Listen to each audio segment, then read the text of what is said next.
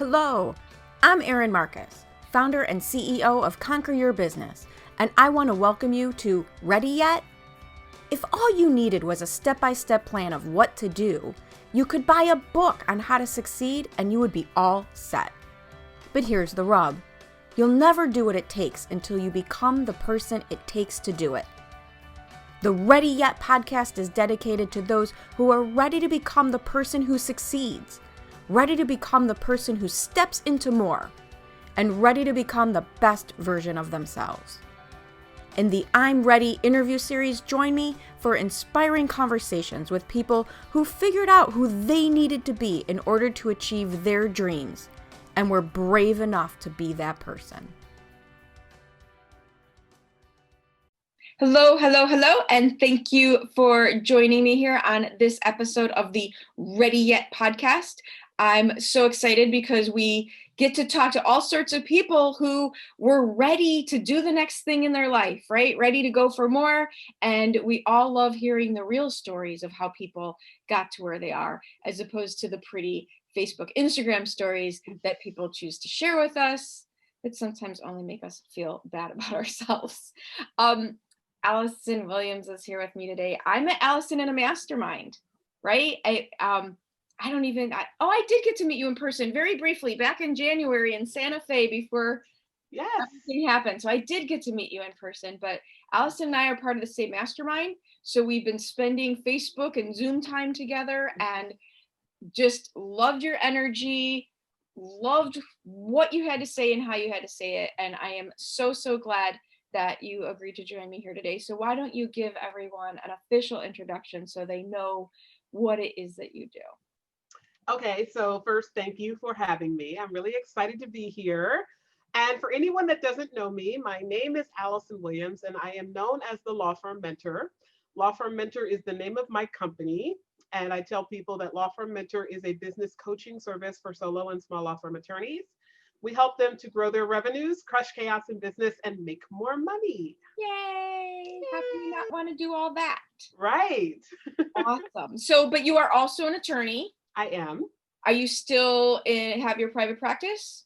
So I am actually sitting in my private practice as we speak. I am the CEO and owner of the Williams Law Group in Short Hills, New Jersey, which is full service family law. We help people enter into relationships, exit out of relationships, reform their family relationships through divorce, custody, child support, domestic violence, grandparent visitation, child abuse and neglect representation, and all that fun stuff.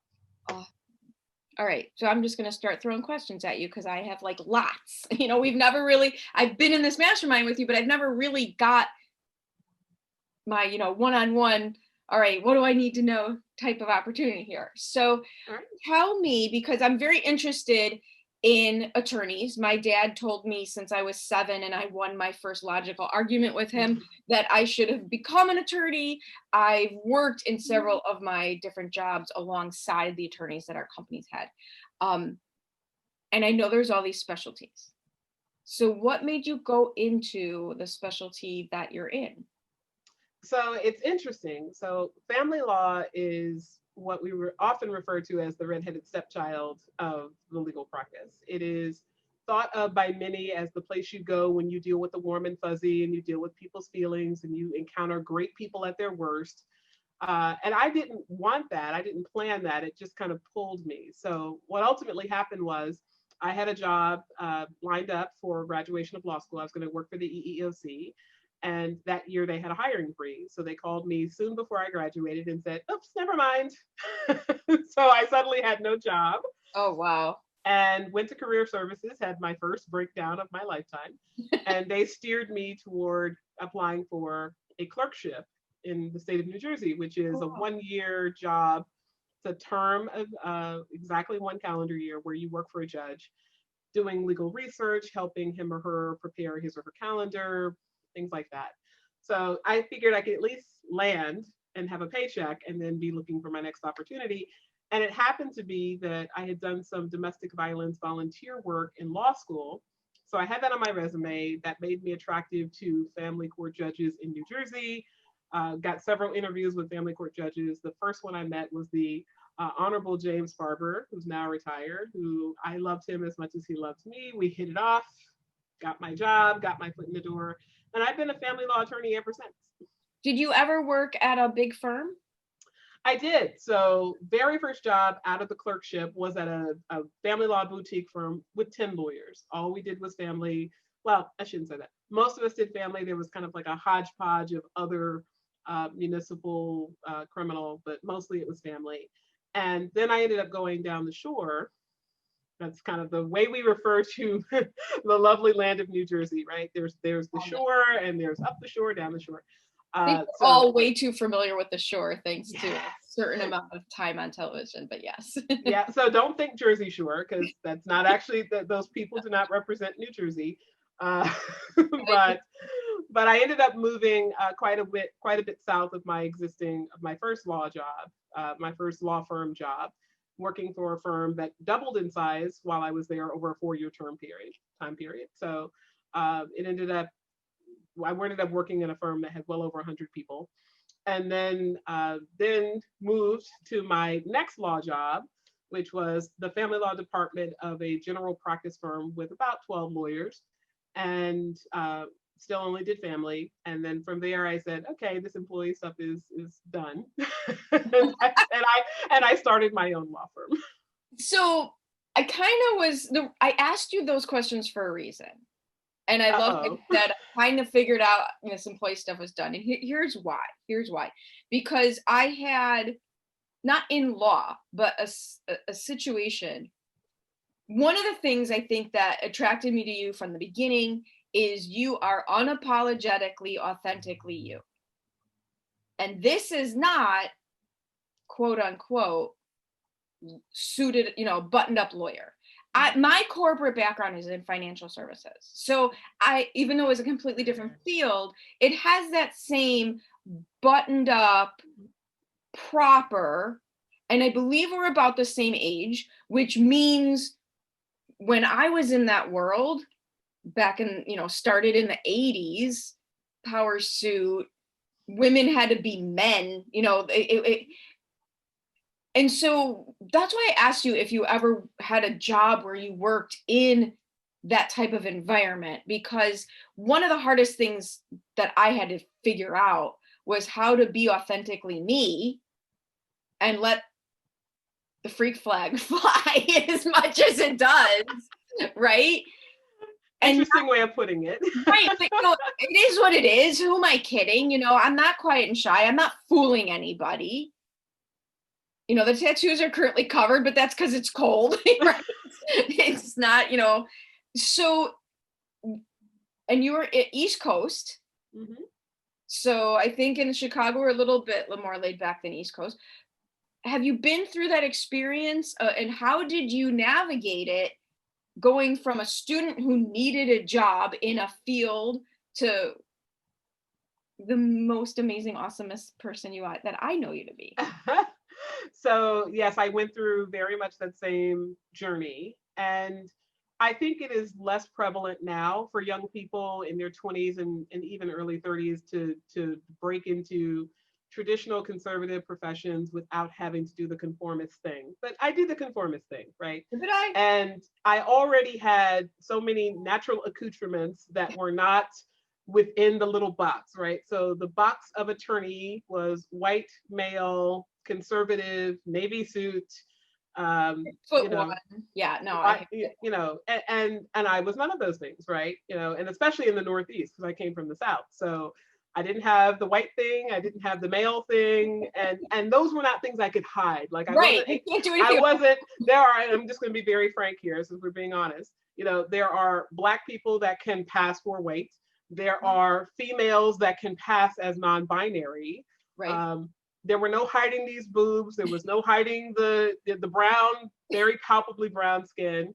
I did the conformist thing of relaxing my hair for a long time because that's more socially acceptable for a Black woman in corporate. But there's only so much that I could do. And ironically, I didn't intend to be myself. I worked very hard at crafting my image as inauthentically as possible so that I could fit the narrative of what would be successful. And my mindset was always, I'm going to get the money and the power first and then be whoever the hell I want.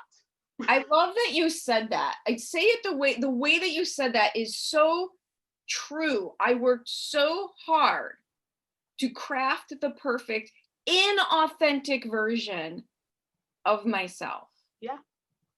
And oh my God, I mean, it's exhausting. It is. And you don't realize how much energy you're putting into it, because you just see it as the way to be. Right. In order to, that's how to do it. Right. This is what you got to do. So I'm going to do it. And I remember what happened was the very first law job I had, I got fired from.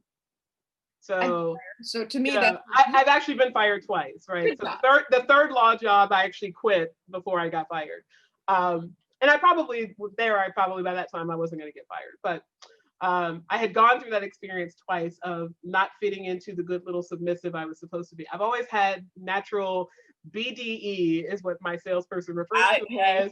That stands for big dick energy. I just learned that's what that means. You didn't know that? I did it for a little while. I did not know that. And I was so impressed that this guy told me I had BDE. And I was like, what is that? Like, that sounds like a kind of a weird thing. And then he told me and I was like, oh, yeah, I like that. So, but, I always had that and I didn't suppress it well. So I wasn't a good, subordinate. I was a great leader, not a good subordinate. So, but I got fired. And what happened was, even though I was fired, I was liked by and respected by the people that fired me. They said, you're not a fit to work here, but we don't want to just put you out in the street. So go find another job. Mm-hmm. I'll help you find another job. So it was and I always remained friends with that particular boss. So I'm looking for another job. And I had gone on interview after interview, and each one required more and more fitting into the little box. And family law is probably one of the most distinctly not like that practice areas, because it has a disproportionately high number of women. You don't necessarily get more minorities, but where you do find that people will interface with minorities is, everybody gets divorced. Everybody that has kids has to have them supported. And, so there is a more liberal thread that runs through this practice area. So a little less conformity, but conformity is still there, right? It's still law, and you still got to go before a judge. Yeah, and you still got to do the stiff suit and the pearls and crossing at the ankles, and I did all that. And one day, I was dating someone at the time, and I was becoming dejected. I was usually pretty positive of I can do this, but I just had gone on so many interviews where I played the game, I answered the questions, I got the, oh, you're so articulate, which means, oh, wow, you don't sound like a Black person. Right. And seriously. And I had heard it so many times, and I was just tired. And I woke up one morning and I didn't have an interview until the afternoon. So I said, let me just get up and I'll just run around and whatever. And I went ahead and threw some clothes on, and it happened to be suit-like clothing. So I forgot when I got done running my errands, and I just went to the interview. And what I was wearing was black 3-inch stiletto heels, very punk rocker, spiked heels. I knew there was a reason we connected. I knew it. Completely. And, at the time I had probably just beyond my shoulders, thick, curly, dark hair. And so my hair was all over my head because I hadn't really done much to it. I had 7 earrings in. I still have 7 holes in my ears. They're coming up right now, but I had all 7 earrings in. I had on bangles, and I had this bright red jacket. And it was a suit jacket, but it was kind of like a biker jacket that had the seams and the big zipper. And I'm driving there, and it was a good hour and a half away from my home. And I was like, oh my God, look at me. Well, I can't, I was like, oh my God, there's got to be a mall. I'll have to go buy the appropriate suit. And I was crying by the time I got there. And I finally was like, there's no time for that. Let's just do this, right? So I clear my face off, and I go inside, and I start, I introduce myself to whomever, and I said, I'm here for the attorney. And it was by that time a firm with 25 attorneys. And so the receptionist was very nice. She says, okay, he'll be right with you. Have a seat. And she started banging on the computer at some point. And I couldn't help but walk over. I was like, are you okay? And she said, I can't stand this. And she just started suppressing the expletives. You could just tell were on the tip of her tongue. So I said, well, what is it? What are you trying to do? So she told me what she was trying to do, and I helped her. And she was like, oh my God, you're so nice. You must be here to replace Judy.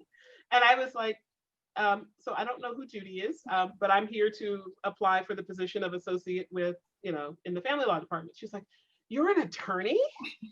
And, at the time I remember being like grossly offended by that. I was like, oh my God, I look like a non-attorney. Your worst nightmare, the thing like, you read the about. one thing I wanted not to. And she's like, no, I mean, you're just so nice. And then I was like, oh my God, the attorneys here must be assholes because like she's saying I'm nice. That's so not like an attorney. And I was like, oh God. And anyway, it worked out wonderfully. Her name is Eva. She's still a friend of mine. I got the job and the rest is history. But I went through that process of, at some point, the person who interviewed me said, it's like, well, we don't have a lot of attorneys who come in dressed in such bright colors. And I said, yeah, look, I'm just going to be real. Like I have on high heels. I like to wear high heels. I like them when I'm walking. I like them when I'm on my back. Figure out what that means. I have boobs. They come out every once in a while. There won't be any nipple, I promise. But if you hire me, I promise that my boobs are not going to interfere with my ability to do the job. And he's like laughing. So I'm thinking, well, I already screwed up the interview, so I'm just going to be me. And I was me for the rest of the time period. And, he called me like later that night. He was like, yeah, come back tomorrow because we want you. So let's point out some teaching points and coaching points and opportunity points. Because I've had clearly not the same exact type of situations, but you were yourself against your better judgment. Yes. Basically on accident. Completely. And sometimes that's just what it takes. Something distracts you, something overwhelms you. You just can't do it anymore. And I talk about these lucky people out there who are influenced and motivated by rainbows and puppies and unicorns. And I'm just not that person. I am motivated when I just can't take my own shit anymore. Yeah. I just can't do it anymore. I can't pretend anymore. I can't handle the frustration anymore.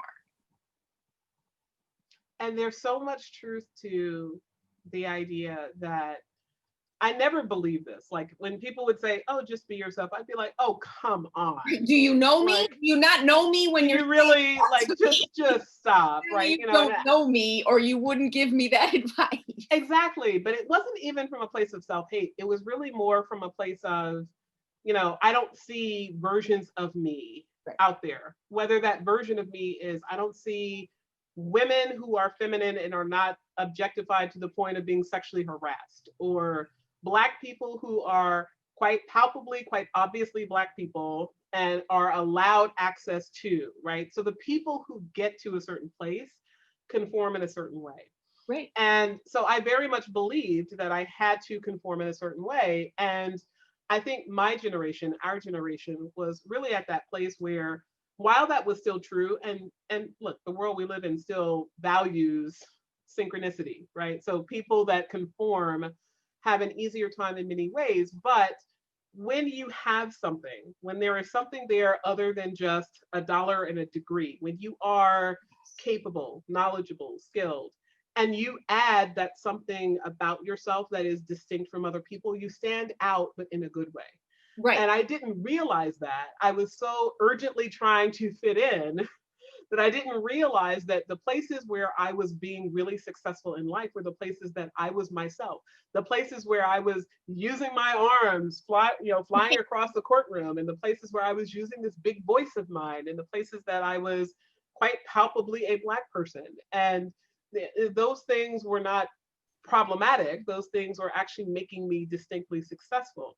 But I was feeling like I was successful in spite of myself. So if I had spent more time not working on the image that I was crafting and just being, God only knows where I'd be now. Well, so I do have a question, because one of the things you said, and I've had this similar experience, I was allowed, because I was, again, corporate finance, insurance, and I was, even this morning when I got dressed, I'm like, God, I feel a little bit like a soccer mom. Because like you, I'm usually in the leather jacket. I hurt my foot. I can't do the heels. And plus I haven't left my house in months. So I just have. But it wasn't until I really embraced, and this is going to sound arrogant, but it's true, how smart I was and what I could offer. that I started to realize I get to be who I want to be. It's different than the crazy street person. Because if you have crazy and nothing to offer, you don't get anywhere. But Right. I still remember in my corporate life, being able to inch my way more and more and more towards being the authentic version of me and not being stopped. And when somebody would complain, my boss, well, why does she get to do this? Well, why does she get to do that? My boss would be like, because her. right, because she's her, because she doesn't follow the rules, because she takes all the responsibility for the results. Yes. You don't get to not follow the rules and then blame other people when it doesn't work. Oh my God, that is such a powerful statement. Like, you don't get to not follow the rules and not take responsibility for the result. And it's very true because, in the role that I'm in, I don't just mentor my own attorneys that are on my law team, but I mentor other attorneys in the profession. And it comes up a lot where I'll tell stories, like lawyers love telling war stories. So I'll tell a story of, oh, I had this case and we were arguing this and this judge said this and blah, blah, blah. And one of the stories I love to tell is one of my favorite clients. And, she and I are now very, very good friends. But her husband was accused of sexually abusing her daughter. And the state ultimately prosecuted him successfully. But before that prosecution occurred, he was being accused in the family court system. And he could not defend himself because he was under criminal prosecution and indictment. So he had to essentially not say anything to defend himself. And then ultimately there was a finding against him. So when that happened, all the attention turned to mom, to have mom separate from dad, to have mom try to coach the children into being angry at dad. And that doesn't happen. And if you know anything about child sexual abuse, you know that children are often very conflicted about the fact that they still love the person who hurt them. And they don't even always identify a sexually inappropriate touch as hurting per se. They don't like it, or they don't know enough. They don't know enough for context. Right. And sometimes they didn't dislike it because sexual behavior feels good, right? So then they're conflicted about the fact that they didn't hate something that happened to them. So there's all sorts of feelings about it. But we're going through this process, and this judge in the state was very opposed to my client mom because they felt that she should be hating dad, divorcing dad, etc. And she felt very conflicted because the child recanted the allegations. So this whole story is going on. And at some point, I am having to run into court like every other week on something to try to keep these children with my client. So I tell the war story about what ultimately happened when they removed the children from mom. We got the children back with some emergent tap dancing from higher courts. But when that happened, I had a very aggressive standoff with the courts. I mean, and this kind of found its way throughout the court system. Like, I'd come into the courthouse and they'd be like, oh, she's here to fight with Judge so-and-so again. And I'd be like, guys, that's not what I do unless I have to. And she deserved it. but come on. And I tell the story about how at some point I had already planned and planted people in the back of the courtroom for my team. And I said, if the judge says X, I'm going to point to you and I want you to stand up, and then I'm going to turn around and direct you to go to the appellate division. And I did that. And so the judge said, well, I'm going to do X, Y, and Z. I was like, fine, you do that. And then I turned around, pointed to them, told them to stand up. And there was this big display. And I didn't get held in contempt. But I tell my team all the time, most lawyers would have. And so when people say, well, how would I have handled that situation? I said, I don't know. You have to find what you would do to handle it. This is how I handled it. And they said, well, couldn't I just do that? And I said, no, you couldn't. And they asked me why. And I said, because, now I would say, since I learned this phrase, you don't have the BDE for that. Right. Right? Everybody can't do everything. Like, you have to have a certain energy, a certain stamina, a certain tenacity. And it's not about being better or worse. It's about being who you are. It's owning your space. I say all the time, I get away with doing and saying things that would get other people punched. Yeah. Now, I'm only 5 feet tall. So some of it is I can play the You can dunk. Right. I can play the part when I need to of, pat on the head, poor little girl, if that gets me what I need it to get me. But you have to own your space to be able to do things like that. Yeah. And the other person has to feel it. Yes. And I think that's it. Like, it's about it's about putting out who you are. Yeah. And I have found that in those moments where I feel frustrated, it is usually that I am either stepping into who I am and then pulling back, right? So there's that conflictual energy, Stop myself. right? Or I'm just not putting it out there at all. I'm putting on we're in the navy suit with pearls, right? And when navy suit with pearls shows up, she's very smart and capable and competent and appropriate, but she's not. It doesn't feel authentic. Right. It's It's not authentic. And the only time that works is when somebody needs not to have the real powerhouse in their face. And there's a lot of that. And I tell that to my clients now. So one of the things that's made me very successful in owning a law firm is I can say, you will be in much better hands with my partner, my associate, my colleague. And they'll say, well, why? You've got this reputation and you've been on Katie Couric and you speak internationally. And I say, because I will show up swinging my big dick, and somebody will get in their ego and their feelings about it, and they will hurt you simply because they are jealous or intimidated of me.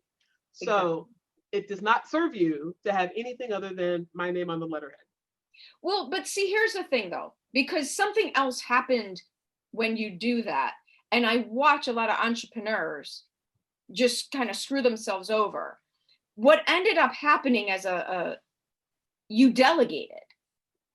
You did it because you knew it was the right thing for the client, but you also didn't have this box around you that only I can do everything. Right. And I did for a long time. Don't get me wrong. Like it took me, especially because when you are a litigator, the most successful litigators have the biggest egos. Right. So part of what makes you better at litigating has you stepping into your ego. And part of what makes you better as a leader is stepping out of your ego.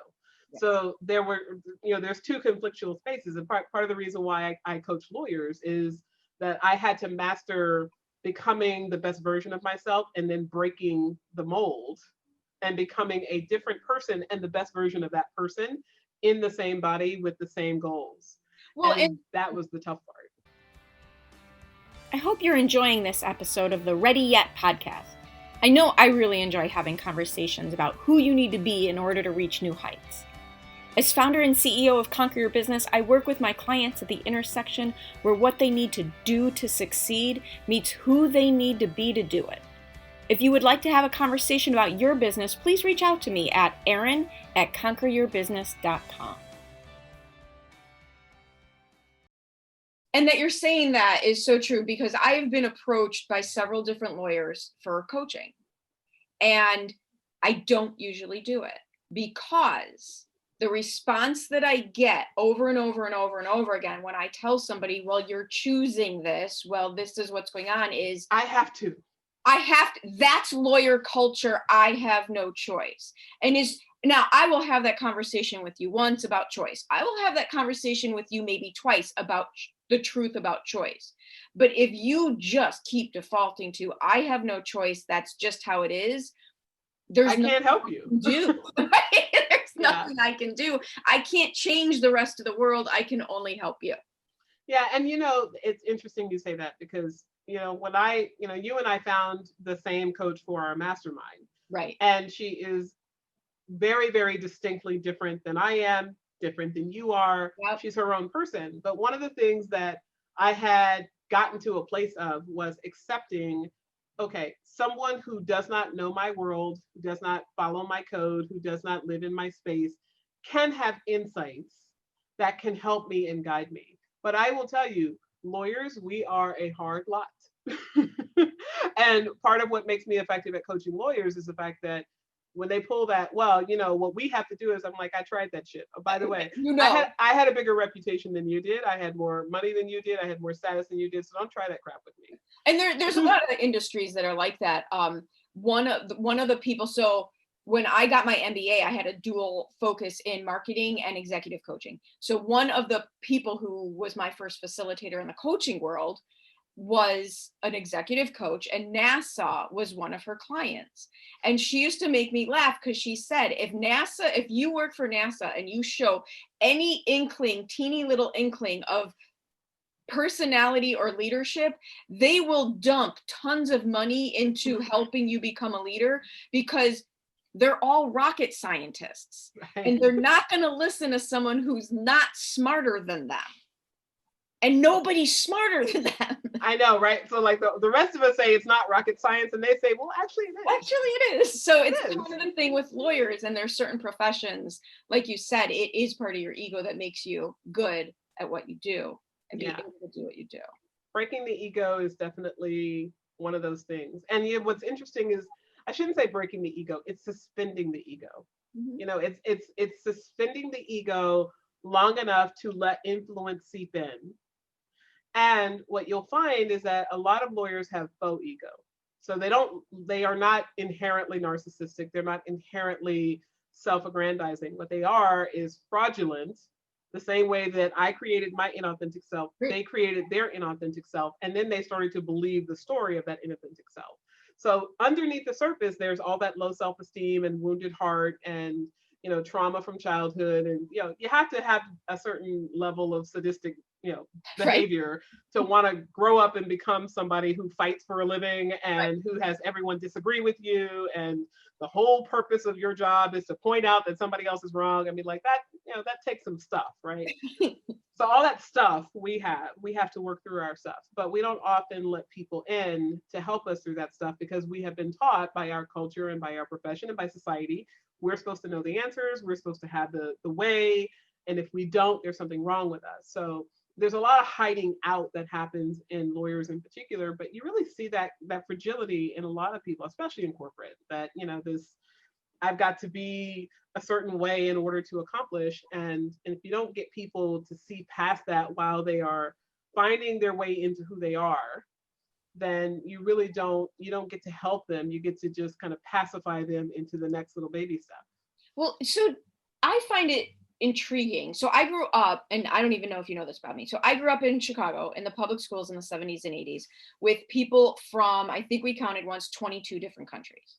Wow. So my high school was a third African American and 2/3 God only knows what. Like it was just, Other.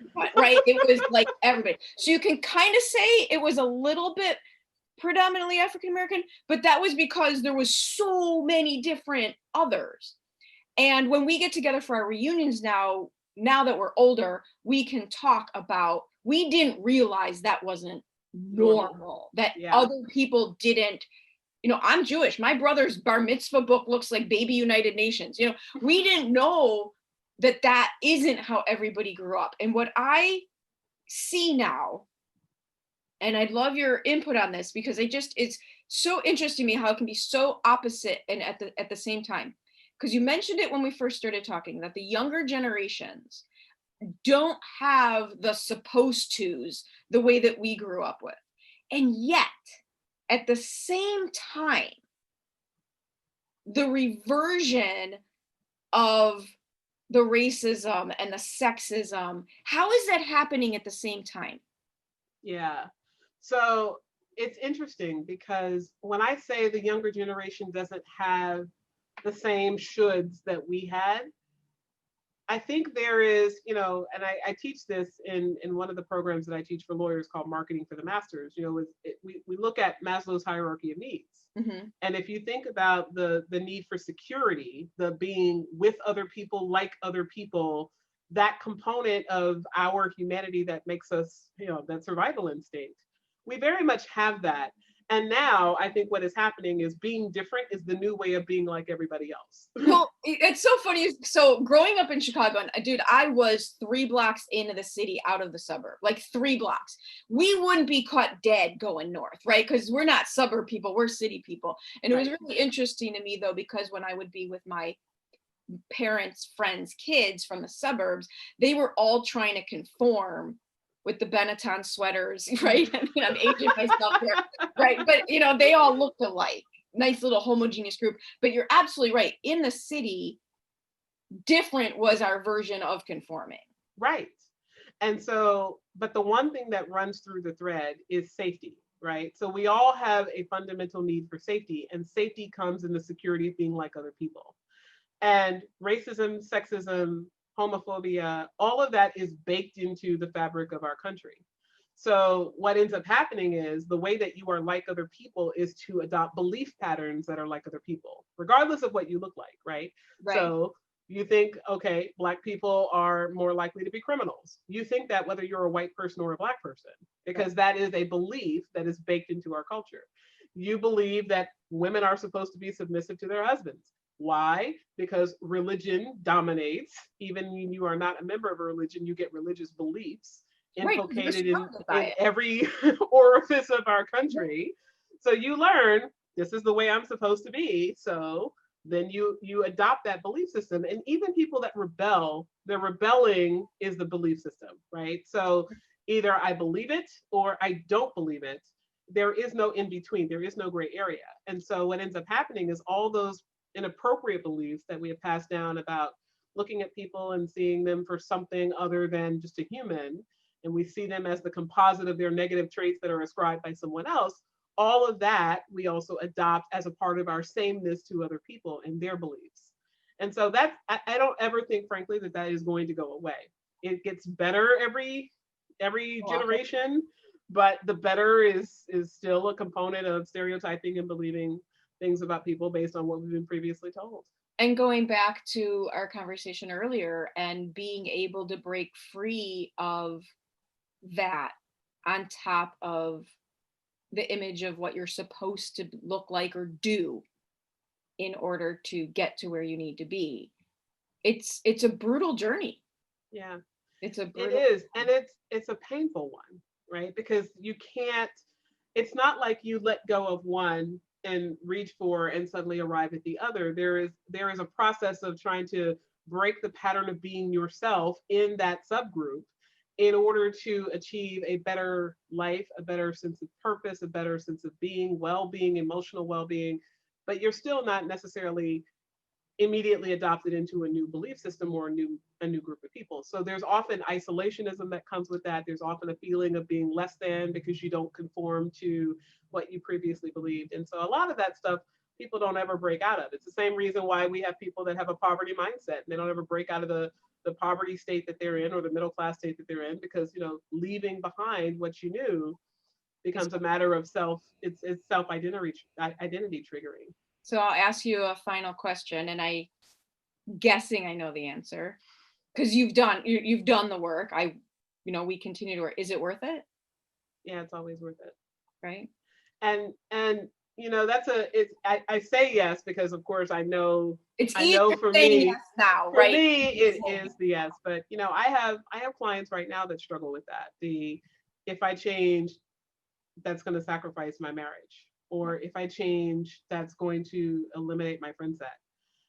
Or if I change, I won't have the same political or professional groups that I know and that I get sustenance from. And most people are not going to, on their own, believe this. You have to start the journey and do the work to get there.